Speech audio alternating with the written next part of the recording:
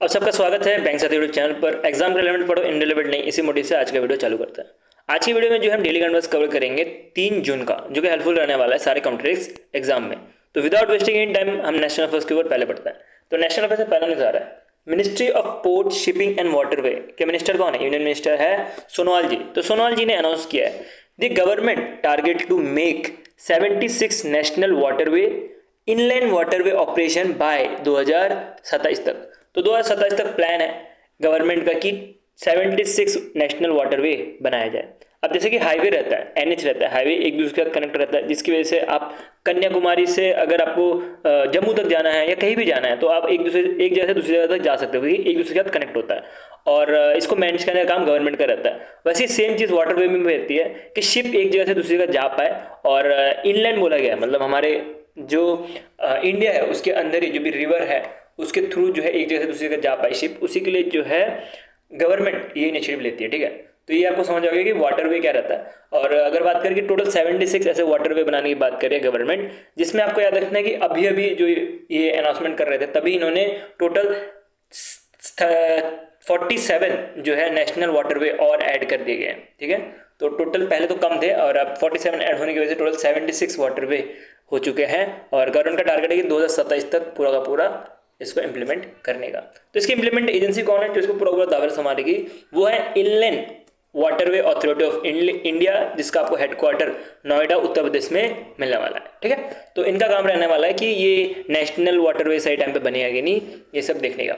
उसके साथ ही याद रखना है कि ये क्या क्यों जा रहा है कि गवर्नमेंट का प्लान है कि जो कार्गो मूवमेंट है एनुअली हमारे इंडिया में, उसको 156 मिलियन टन एनुअली किया जाए बाय मार्च 2026 तक। मतलब मार्च 2026 तक जो है 156 मिलियन टन एनुअली जो है कार्गो मूवमेंट हो, उसके से इनिशिएटिव लिया गया है। अगर बात करें सिर्फ 2024 की, तो अब तक सिर्फ 11 स्टेट्स ऐसे हैं जहां पे inland waterway transport network expansion है।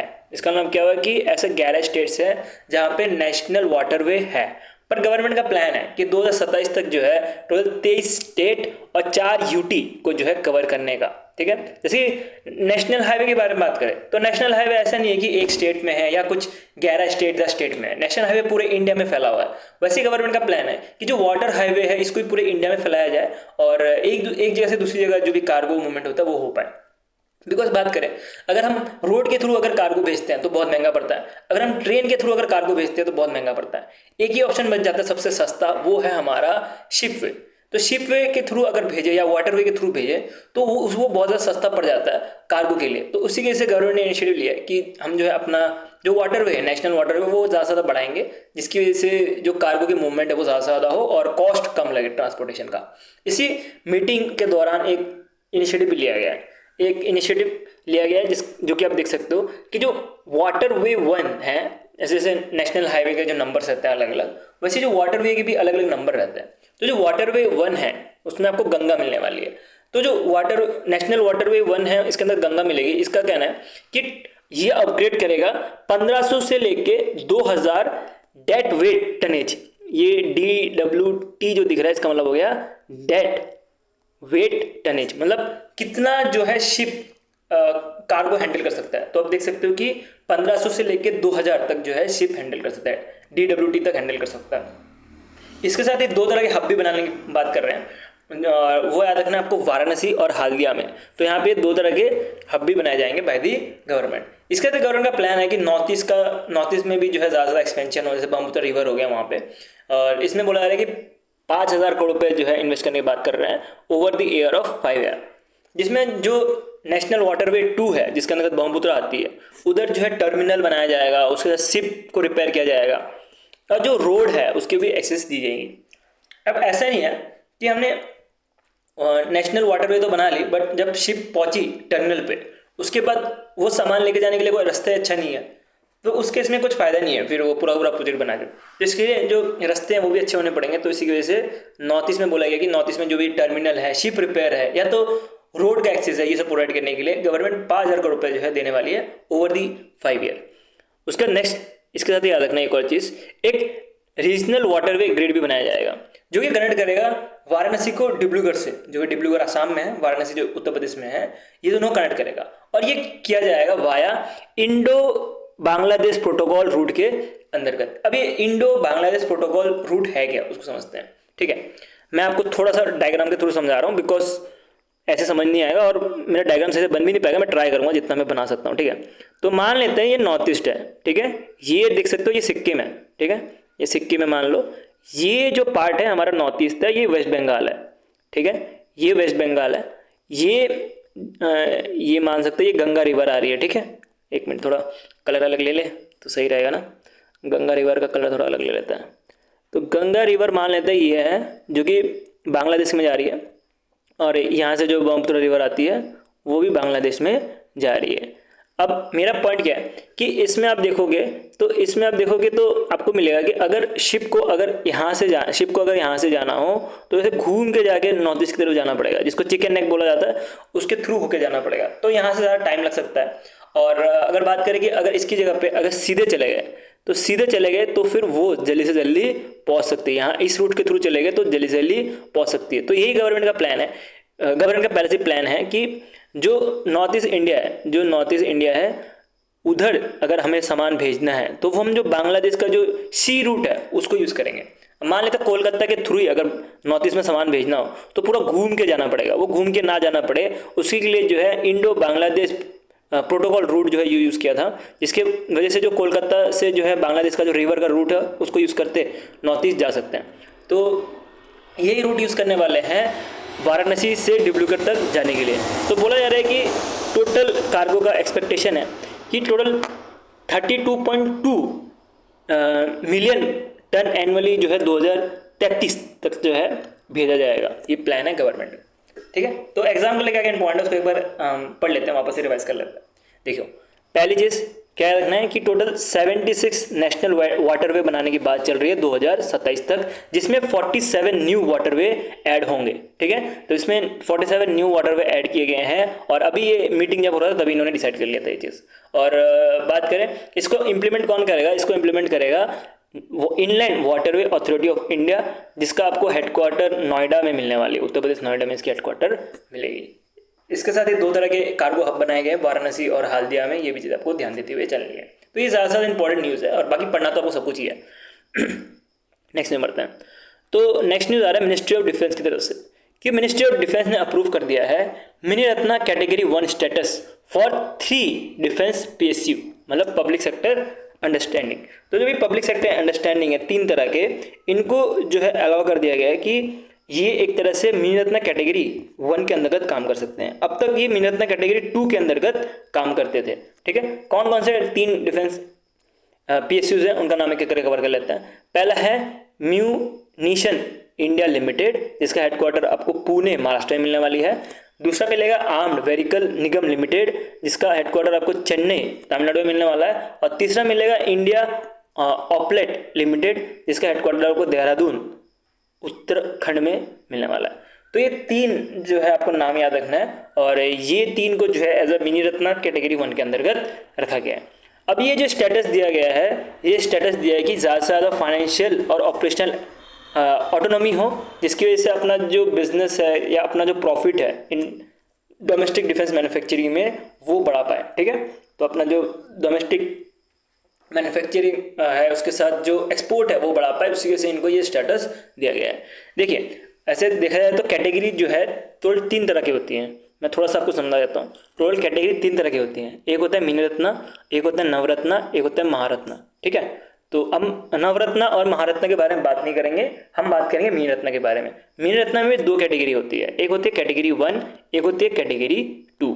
ठीक है, इसके बारे में मैं आपको एक सेपरेट PDF दे दूंगा या तो सेपरेट एक वीडियो बना के दे दूंगा, क्या है मिनी रत्ना, नवरत्ना और महारत्ना, और वो वाला पढ़ लेना। उसके बाद कहीं और ज़्यादा भटकने की ज़रूरत नहीं है। अब फिर यहाँ पे एक न्यूज़ आ गया मिनी रत्ना का, फिर मैं आपको मिनी रत्ना समझाने लगूंगा, कुछ फ़ायदा नहीं है उसका। इससे अच्छा एक वीडियो दे दूंगा, वहाँ से जो भी मिनी रत्ना महारत्ना ये सारी चीज़ें एक बार में पढ़ लेना, और अगर पढ़ना रहेगा तो वहाँ पर बार बार गो थ्रू करके समझ लेना। ठीक है, तो अब थोड़ा मैं समझा देता हूँ तब भी क्या होता है मिनी रत्ना महारत्ना। देखिए, जो मिनी रत्ना कैटेगरी 1 है उसके अंतर्गत ये कम से कम 3 साल तक प्रॉफिट में रहनी चाहिए। ठीक है। और इसके साथ ही जो है इनको जो है प्री टैक्स प्रॉफिट भी मिल जाता है 30 करोड़ रुपए का, ठीक है। 30 करोड़ या 30 करोड़ से ज़्यादा का जो है इनको प्रॉफिट मिल जाता है। लेकिन बात करें कि जो कैटेगरी 2 है इनको 3 साल प्रॉफिट में रहना चाहिए एज अ PSU, और PSU में तभी जो है इनको मिनी रत्न कैटेगरी 2 मिलता है। लेकिन इनको जो है जो प्रॉफिट वाला मैं आपको बताया थ्रेशोल्ड ऐसा कुछ रहता नहीं है। उसके साथ ही जो मिनी रत्न 1 है उनको अलाउ रहता है कि वो इन्वेस्ट कर सकते हैं कोई भी प्रोजेक्ट में, या तो बात करें कि कहीं पे भी मतलब इन्वेस्टमेंट कर सकते हैं, तो उसमें वो 500 करोड़ रुपए तक इन्वेस्ट कर सकते हैं। लेकिन अगर कैटेगरी 2 के बारे में बात करें तो ये सिर्फ 300 करोड़ रुपए तक ही जो है इन्वेस्ट कर सकते हैं, ठीक है। और उसी के साथ इनको जो है गवर्नमेंट की अप्रूवल चाहिए नहीं होती मिनी रत्न को भी, और मिनी रत्न 1, 2 दोनों को जो है गवर्नमेंट की अप्रूवल नहीं चाहिए रहती, ठीक है। तो ये कैटेगरी में बनने से पहले भी ये नीचे का ये काम कर रहे होते हैं, बाद में जो है इनको स्टेटस दिया जाता है अगर वो 3 साल तक प्रॉफिट में हो कंटिन्यूसली। और अगर बात करें 3 साल तक प्रॉफिट में हो, उसी के साथ उनके ऊपर कुछ रिस्ट्रिक्शंस भी लग जाती है इस कैटेगरी में आने के बाद। 1, 2 हो गया, या महारत्न हो गया, नवरत्न हो गया, इस कैटेगरी में आने के बाद जितना ऊपर जाते हैं उतना ही इन्वेस्टमेंट का लिमिट बढ़ जाता है, उतना ज़्यादा चीज़ों में इन्वेस्ट कर सकते हैं।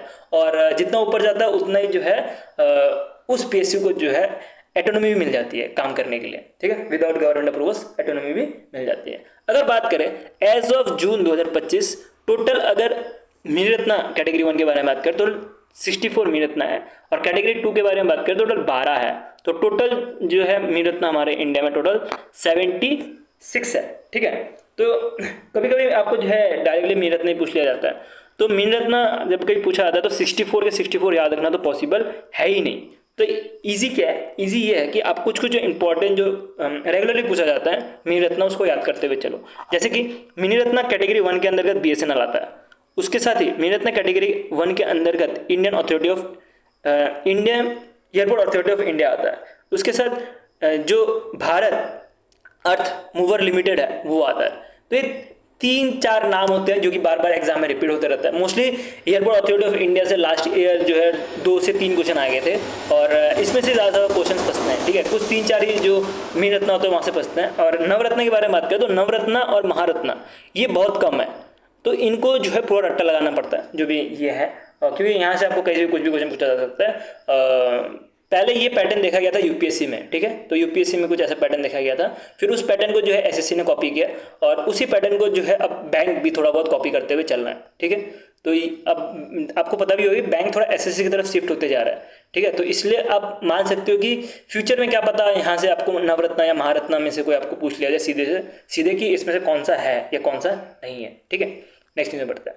तो नेक्स्ट न्यूज़ एक बहुत अच्छा न्यूज़ आ रहा है जो कि बैंकिंग अवेयरनेस की तरफ से आ रहा है, क्योंकि इसमें आपको पढ़ने लायक चीज़ें हैं, ठीक है। तो जो पढ़ने लायक चीज़ होती है उसको मैं आपको डेफिनेटली अच्छे से पढ़ाता हूँ, और जो नहीं होती जो डेटा पॉइंट्स रहते हैं वो तो आपको रट्टा लगाने पड़ेंगे, तो उसको हम जल्दी जल्दी गो थ्रू कर लेते हैं। लेकिन ये पढ़ने लायक है तो उसको कवर करते हैं। तो इसमें क्या न्यूज़ आ रहा है कि जो RBI है, मतलब रिजर्व बैंक ऑफ इंडिया, इन्होंने लॉन्च किया एक नया प्लेटफॉर्म जिसका नाम है RBI CRIS का मतलब क्या हुआ, क्लाइमेट रिस्क इंफॉर्मेशन सिस्टम, जो कि हेल्प करने वाला है बैंक और फाइनेंशियल इंस्टीट्यूट को कि वो डील कैसे करेंगे क्लाइमेट चेंज से, उसके लिए, ठीक है। जैसे कि थोड़ा बहुत तो आपको समझ आ गया होगा नाम से ही, क्लाइमेट रिस्क इंफॉर्मेशन सिस्टम मतलब क्लाइमेट का जो रिस्क है उसके ऊपर जो है इंफॉर्मेशन देने का काम करने वाला ये सिस्टम। अब ये सिस्टम क्या है उसको समझते हैं। तो जो RBI का CRIS है, ये दो पार्ट सिस्टम है।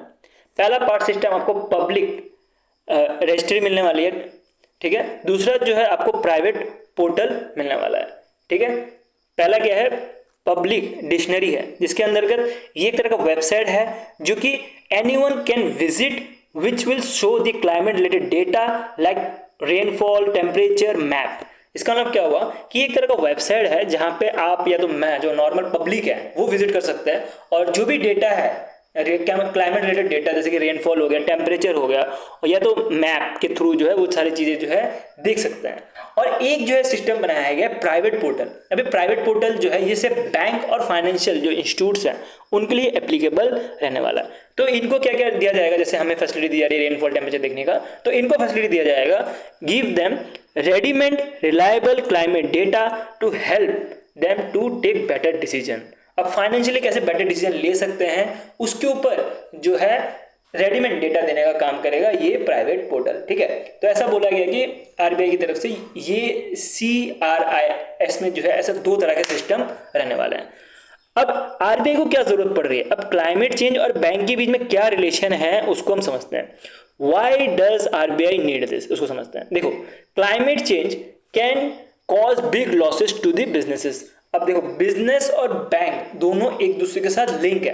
अगर बिजनेसेस नहीं चलेंगे तो बैंक भी नहीं चलेगा, सीधी बात है, ठीक है। और बैंक नहीं चलेगा तो बिजनेस भी नहीं चल पाएगा, ये भी सीधी बात है। कारण क्या है, क्योंकि बिजनेसेस ज्यादा से ज्यादा इंडिया में लोन के थ्रू चलते हैं। अगर बिजनेसेस लोन ही नहीं दे पाए तो बैंक कैसे चल पाएगा।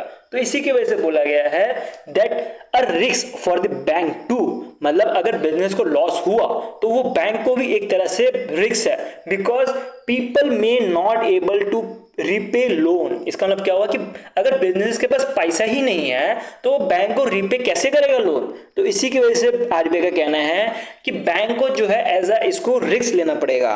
कैसे, जैसे कि बैंक के पास कैसे कैसे रिस्क होते हैं, क्रेडिट रिस्क होता है, मार्केट रिस्क होता है, उसके बाद ऑपरेशन रिस्क होता है, लिक्विडिटी रिस्क होती है, इंटरेस्ट रेट रिस्क होती है, कंपाइलेंस रिस्क होता है, फिर उसके साथ रेपुटेशन रिस्क होता है, साइबर रिस्क होता है, स्टैटिस्टिक रिस्क होता है, उसके बाद एनवायरनमेंट, सोशल गवर्नेंस रिस्क। ये सारे के सारे 10 पॉइंट मैंने आपको बताया, ये 10 तरह के जो है बैंक के पास रिस्क होता है।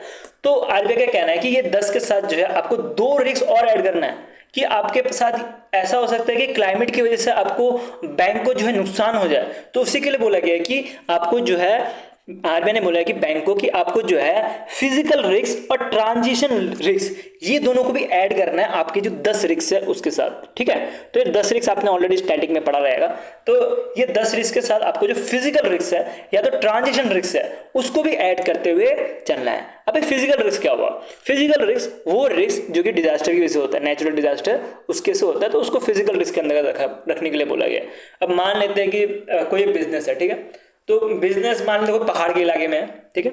तो वो कभी भी पहाड़ गिर सकता है, मान लेते हैं पहाड़ कभी भी गिर सकता है। तो वो पहाड़ गिर गया तो बिजनेस तो पूरा ठप हो गया, उसका जो दुकान था वो पूरा ठप हो गया। तो उस केस में वो तो रिपेयर नहीं कर पाएगा। तो बैंक को ऐसा सोच के चलना पड़ेगा कि उसको लोन दे रहे हैं तो उसको किस हिसाब से लोन दिया जाए, कितने इंटरेस्ट पे लोन दिया जाए, क्योंकि रिस्क ज्यादा होता है तो इंटरेस्ट भी बढ़ जाता है। तो ये सब चीज जो है देखने के लिए बोला गया। पहली चीज फिजिकल रिस्क देखने के लिए बोला गया। दूसरी चीज ट्रांजिशन रिस्क देखने के लिए बोला गया है, मतलब risk from changes in the government rule और market shift as the world moves to cleaner energy। अब जब वर्ल्ड अगर क्लीनर एनर्जी की तरफ जा रहा है तो बैंक को भी सोच के चलना पड़ेगा कि हम कैसे जो है लोन दे, किसको दे किसको ना दे। अब एक एग्जांपल लेते हैं, ठीक है। एक एग्जांपल लेते हैं, कोई गाड़ी का एग्जांपल ले लो। अभी तो सारी गाड़ी इलेक्ट्रिक में शिफ्ट हो रही है। मान लेते हैं मैं उसे गाड़ी को यार नाम याद नहीं आ रहा, टीवीएस ने भी इलेक्ट्रिक में आ गई है, बजाज भी इलेक्ट्रिक में आ गई है। होंडा का एग्जांपल लेते हैं, ठीक है। तो होंडा अभी आई नहीं है, अभी आएगी फ्यूचर में। तो होंडा का एग्जांपल लेते समझ आएगा, ठीक है। तो मान लेते हैं कि बैंक ने जो है होंडा को लोन देकर रखा है, लेकिन लोग जो है ज़्यादा से ज़्यादा ओला एथर ये सब में ज़्यादा से ज़्यादा ट्रांजिशन करते हुए जा रहे हैं ड्यू टू क्लाइमेट चेंज या पैसे बचाने के लिए, वो दोनों के कारण हो सकता है। तो अब बैंक क्या करेगी, बैंक जो है होंडा को लोन देने से पहले सोचेगी कि देगी नहीं, क्योंकि अभी क्लीनर एनर्जी की तरफ हम ज़्यादा से ज़्यादा जा रहे हैं, ज़्यादा से लोग ईवी की तरफ शिफ्ट हो रहे हैं। तो क्या पता फ्यूचर में होंडा अपना जो है लोन ना चुका पाए, क्योंकि पेट्रोल की गाड़ी को खरीदेगा ही नहीं। मैं ऐसे ही एक एग्जांपल दे रहा हूँ, ठीक है। तो उस केस में बैंक क्या सोचेगी कि हम जो है ओला एथर ये सब को ज़्यादा पैसा लगाते हैं इंस्टेंट ऑफ होंडा। तो ये भी एक तरह से ट्रांजिशन रिस्क के तौर पर रखने बोला है कि अगर गवर्नमेंट का कुछ रूल चेंज हो गया या मार्केट शिफ्ट हो गया तो उस केस में बैंक कैसे जो है एक्ट करेगी, इसको भी जो है देखने के लिए बोला गया है। इसमें आरबीआई क्या कर रही है, आरबीआई ने बैंक को तो बोल दिया आप ये करो वो करो, आपको रिस्क में ऐड कर रहे हैं ये सब चीजें, बट इसमें आरबीआई क्या करने वाली है, आरबीआई ने बोला है कि हम जो है एक तरह से डिस्क्लोजर करेंगे फ्रेमवर्क, जिसके अंतर्गत bank will have to share info about how they handling the climate risk. तो आरबीआई ने बोला है कि हम एक फ्रेमवर्क लाएंगे जिसके अंतर्गत बैंक को बताया जाएगा कि बैंक को बताना पड़ेगा कि कैसे जो है वो क्लाइमेट चेंज से हैंडल कर रहे हैं, उसके ऊपर इन्फो देने के लिए। इसके बाद जो बोला गया है कि हम जो है एक तरह से सैंडबॉक्स प्रोग्राम भी रन करेंगे। अभी सैंडबॉक्स प्रोग्राम क्या रहता है, सैंडबॉक्स प्रोग्राम मान सकते हो एक तरह से टेस्टिंग लैब रहता है आरबीआई का, जिसके अंतर्गत बोला जा रहा है आरबीआई की तरफ से कि जो भी ग्रीन फाइनेंस इनोवेशन है वो आके यहाँ पे टेस्ट कर सकता है अपना जो भी प्रोडक्ट है उसको, किसको, जो ग्रीन फाइनेंस इनोवेटर प्रोडक्ट है उसको, जो सैंडबॉक्स प्रोग्राम के अंतर्गत कर सकते हैं। उसके साथ ही जो ग्रीनाथॉन है ग्रीनाथॉन भी ऑर्गेनाइज कराने की बात कर रही है। जैसे कि हैकाथॉन होता है, हैकाथॉन में क्या होता है कि चैलेंज होता है, उसके ऊपर जो एक्सपर्ट आते हैं वो अपना सॉल्यूशन देते हैं। वैसे ग्रीनाथॉन भी एक चैलेंज है जो कि ग्रीन को फोकस करते हुए, मतलब क्लाइमेट चेंज को फोकस करते हुए किया जाता है। इसके अंतर्गत जो नए नए आइडियाज आएंगे, जो इको फ्रेंडली बैंकिंग होगी, उसके ऊपर अपना जो भी एक्सपर्ट है वो आइडिया देने का काम करेंगे। ठीक है, तो क्या पता इसके ऊपर जो ग्रीनथॉन है या सैंडबॉक्स प्रोग्राम है या तो जो फ्रेमवर्क है, इसके ऊपर आगे न्यूज आएगा। पर अभी के टाइम पे ना आपको इतना रखना कि आरबीआई ये सारे स्टेप्स लेने वाली है। इसके बारे में अगर देखें तो ये प्लेटफॉर्म के बारे में आरबीआई ने मॉनेटरी पॉलिसी मीटिंग अक्टूबर 2024 में बताया था। ठीक है, ये चीज़ भी आपको थोड़ा ध्यान देते हुए चलना है। नेक्स्ट न्यूज बढ़े तो नेक्स्ट न्यूज आ रहा है सेबी की तरफ से कि सेबी ने जो है बैन कर दिया है formal CEO of IndusInd bank का। तो फॉर्मल सीईओ कौन थे? सुमत कपाड़िया थे, जो कि कटपालिया, सॉरी कपाड़िया नहीं है, कटपालिया है। सुमत कटपालिया थे, जो कि फॉर्मर सीईओ थे इंडसइंड बैंक के। तो इनके ऊपर बैन लगाया गया है। किस कारण की वजह से? बोला जा रहा है कि ये जो है स्टॉक मार्केट में इनसाइडर ट्रेडिंग कर रहे थे, जिसकी वजह से इनके ऊपर बैन लगा है। अभी इनसाइडर ट्रेडिंग क्या होता है उसको समझते हैं। इनसाइडर ट्रेडिंग होता है buying and selling of share of a company based on secret important information, जिसको बोला जाता है unpublished price sensitive information that is not available to the public. अब देखिए, जो बड़े बड़े पोस्ट में बैठे हैं, जैसे कि मान सकते हो सीईओ हैं, सीएफओ हैं, या जो ऑडिट करते हैं कोई भी बैंक हो या कोई भी कंपनी के, तो उनको ऑलरेडी पता होता है कि ये कंपनी प्रॉफिट में होगी कि नहीं। कैसे? क्योंकि उनको पता होता है कि ये कंपनी किसको एक्वायर करने वाली है, ये कंपनी बिकने वाली है। तो ये सारी चीज़ें उनको ऑलरेडी पता होता है। तो उसके बेसिस पे जब पब्लिक में डेटा आया भी ना हो, उसकी बेसिस पे वो शेयर खरीद के रख सकते हैं या तो शेयर को बेच भी सकते हैं। तो इसकी वजह से जो सेबी है इनके ऊपर एक लॉक भी लगाती है। आपको उस लॉक को जो है बताना है कौन सा इनके ऊपर लॉक लगता है। एक मैकेनिज्म है जो कि इनके ऊपर लगता है, आपको कमेंट्स में बताना है। मैंने आपको ऑलरेडी इसके ऊपर पढ़ाया हुआ चीज़ें। तो एक इनके ऊपर एक लॉक लगता है, तो वो लॉक किसी पे लग पाता है, किसी में नहीं लग पाता। तो वो लॉक नहीं लग पाया था इनके ऊपर, और इन्होंने क्या किया, इन्होंने इनसाइडर ट्रेडिंग कर दी। जो इंडस बैंक था, इसका जो भी शेयर था उन्होंने बाय और सेल कर लिया सीक्रेटली, और वो इन्फॉर्मेशन जो पब्लिकली आया ही नहीं था। तो एक तरह का अनफेयर रह जाता है जनरल पब्लिक के लिए। तो इसी वजह से जो है इनसाइडर ट्रेडिंग जो है सेबी बिल्कुल मना कर देता है, नहीं करना है। लेकिन तब भी ऐसे लोग होते हैं जो अंदर बैठे रहते हैं, जो इनसाइडर ट्रेडिंग करते हैं और बाद में फिर ऐसे करके फंस जाते हैं। इनके साथ टोटल और 4 टॉप एग्जीक्यूटिव भी फंसे हैं, जैसे कि अरुण खुराना के बारे में बात करें, ये फॉर्मर एग्जीक्यूटिव डायरेक्टर और डिप्यूटी सीईओ है।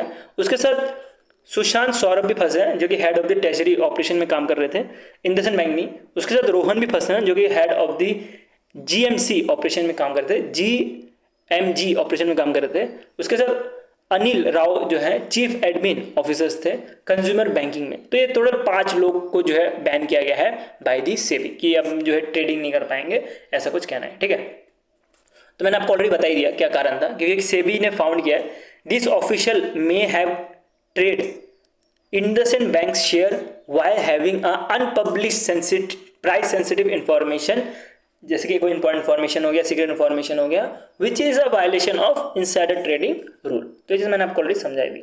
नेक्स्ट न्यूज बढ़ते हैं। नेक्स्ट न्यूज एक लॉन्चेस आ रहा है, कुछ 4 या 5 तरह के लॉन्चेस, उसको कवर करते हुए चलते हैं। तो पहला लॉन्च आ रहा है, आपको मिलेगा SBM बैंक के बारे में बात करें तो इसका हेडक्वार्टर आपको मुंबई महाराष्ट्र का मिलेगा, जो कि एक तरह से सब्सिडरी है SBM होल्डिंग जो मॉरिशस में है इधर का। तो इन्होंने लॉन्च किया, इस बैंक ने लॉन्च किया है SBM ZET क्रेडिट कार्ड। ये एक तरह का fix deposit bank credit card है। इसका मतलब क्या हुआ कि फिक्स डिपॉजिट करो, उसके बदले आप क्रेडिट कार्ड ले जाओ। ये इनका सिंपल मोटो है। तो अगर बात करें कि इसके अंदर का आप देख सकते हो कि दो लोग मिलकर इस क्रेडिट कार्ड को लॉन्च कर रहे हैं। एक तो है SBM बैंक, जिसका मैंने आपको ऑलरेडी बताया हेडक्वार्टर आपको मुंबई मिलने वाला है। दूसरा आपको मिलेगा ZET का हेडक्वार्टर आपको बेंगलुरु कर्नाटक में मिलने वाला है। ठीक है, तो दोनों जो ये कार्ड बना रहे हैं ये रुपे बेस्ड कार्ड बना रहे हैं। और रुपे के बारे में पता होगा कि रुपे क्रेडिट कार्ड में अब जो है यूपीआई भी अनेबल्ड है।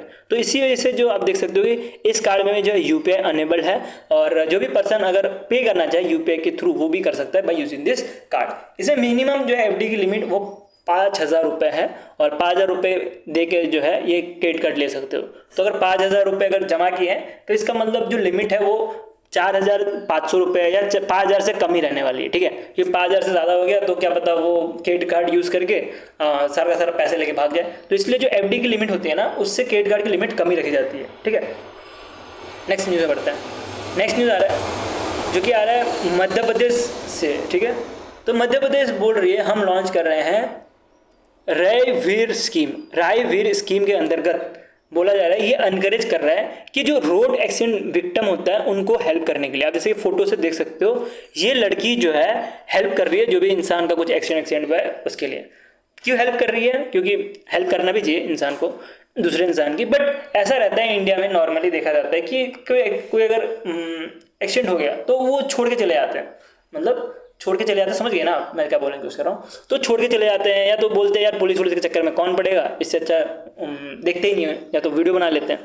तो मोस्टली ये चीज़ करते रहते हैं। तो इसकी वजह से मध्य प्रदेश गवर्नमेंट ने बोला कि जो भी हेल्प करेगा रोड विक्टिम को, उसको 25,000 रुपये करके दिए जाएंगे। जो भी रोड विक्टिम को हॉस्पिटल तक ले जाएगा उसको 25,000 रुपये करके दिए जाएंगे, जो कि पहले सिर्फ 5,000 रुपये था एज अ रिवॉर्ड। और इसकी वजह से जो भी, जैसे कि लड़की देख सकते हो, लड़की जो है उठा रही है बंदों को, ठीक है, मतलब हेल्प कर रही है। कारण हो सकता है कि 25,000 रुपये चाहिए, या अपने मतलब इंसानियत के तौर पे भी कर सकती है, ठीक है। तो टोटल ये याद रखना कि टोटल जो है बजट आउटले है 2,100 करोड़ रुपये, और स्कीम के अंतर्गत मध्य प्रदेश इतना जो है पैसा लगाने वाली है। नेक्स्ट न्यूज़ लेसन पॉइंट में आता है, क्योंकि ये चाइना की तरफ से आ रहा है पहली चीज़। और अगर स्पेस एंड टेक के बारे में बात करें तो स्पेस एंड टेक से बहुत कम क्वेश्चंस आते हैं बैंक एग्जाम में, लेकिन तब भी हम एक एक करके कवर कर लेते हैं। दो तरह के चाइना ने चीज़ें की है, एक तो मिशन लॉन्च किया और एक सैटेलाइट लॉन्च किया।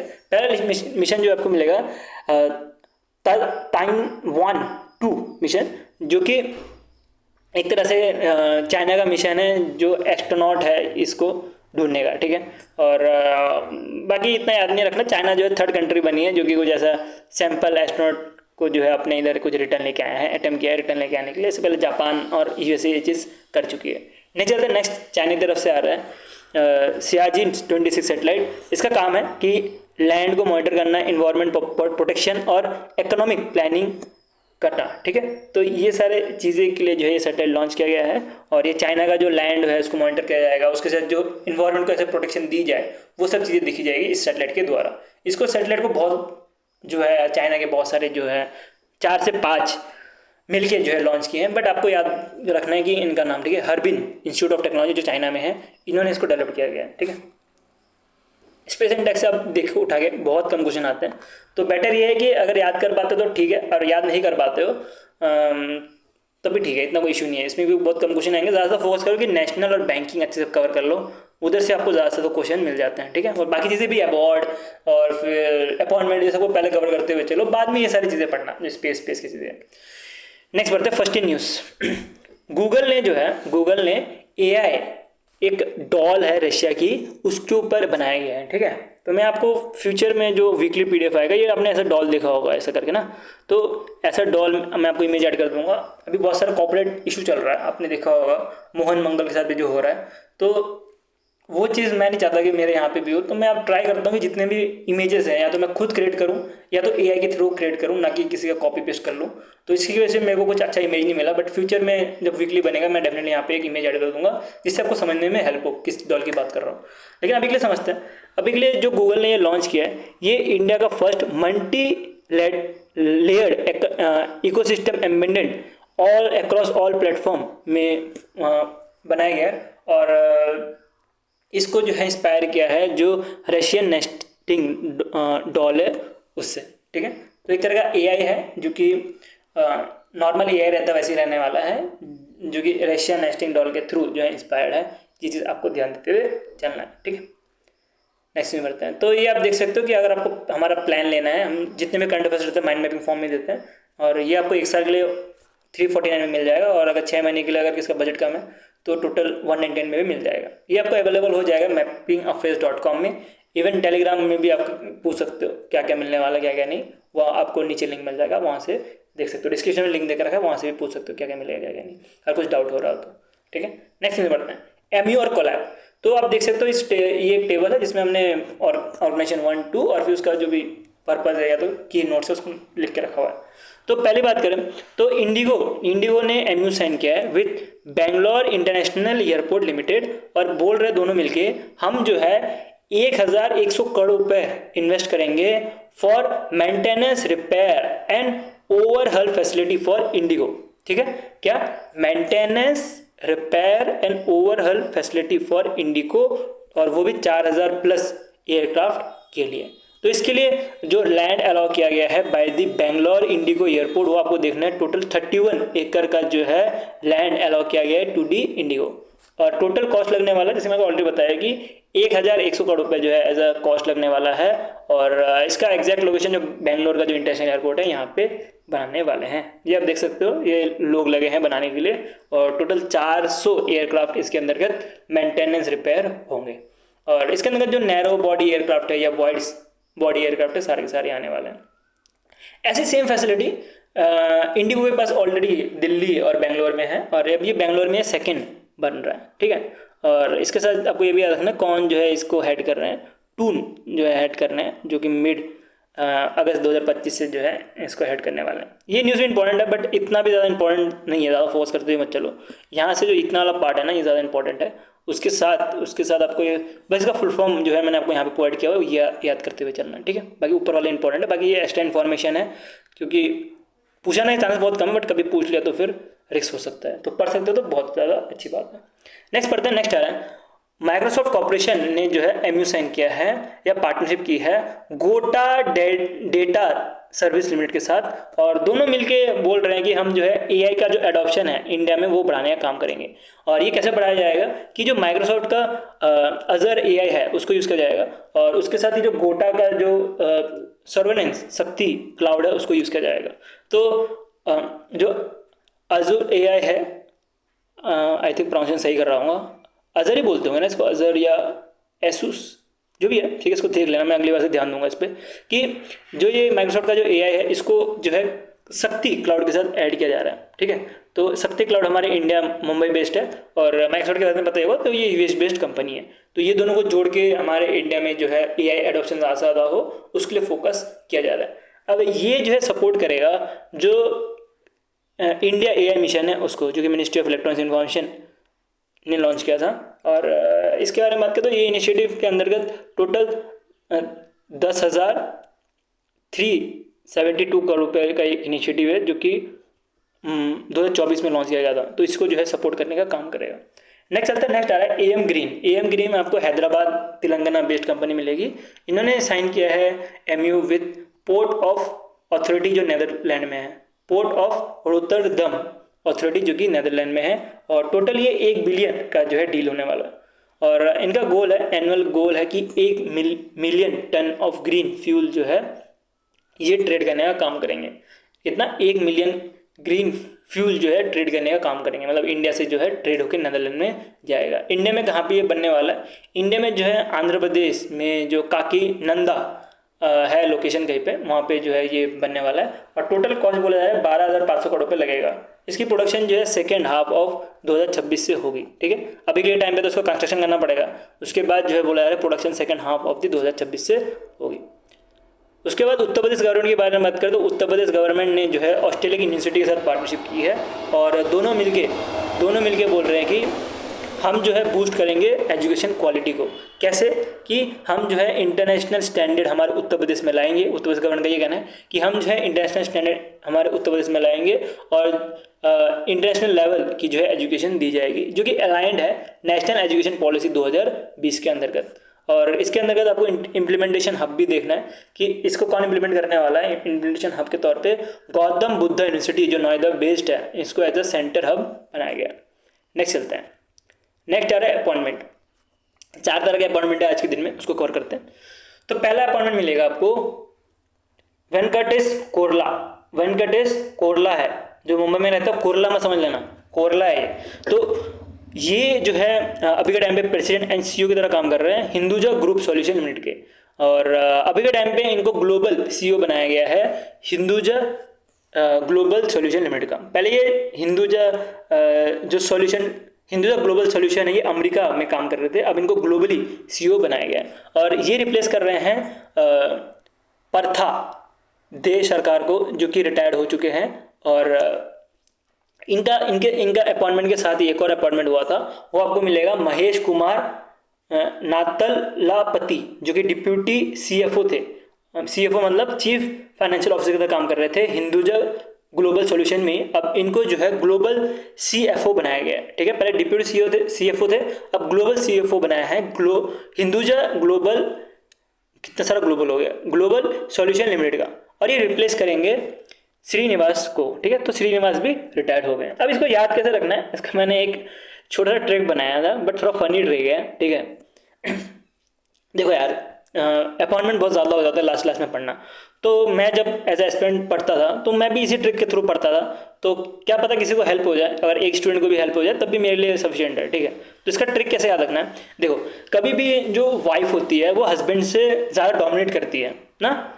हस्बैंड से कभी भी वाइफ जो है डोमिनेट करती है, जो पत्नी होती है पति से हर समय जो है डोमिनेट करती है, ठीक है। तो इससे आपको एक चीज़ याद रखनी है कि अगर आपको ये नाम में कन्फ्यूजन हो रहा हो कि कौन ऊपर है कौन नीचे, तो आपको याद रखना है कि अगर पति दिख गया तो वो हिंदुजा ग्रुप सॉल्यूशन में जो है एज अ सीएफओ रहेगा, मतलब नीचे काम करेगा। और डोमिनेट कौन करेगा, जो उसकी वाइफ रहेगी, कोरला उसकी वाइफ है, वो डोमिनेट करेगी। तो ऐसे आप जा सकते हो कि जो कोरला है वो ग्लोबल सीईओ है, और जो पति हर समय डोमिनेट नहीं करता कोई भी फैमिली में। तो जो पत्नी है वही डोमिनेट करती है, तो कोरला डोमिनेट कर रही है।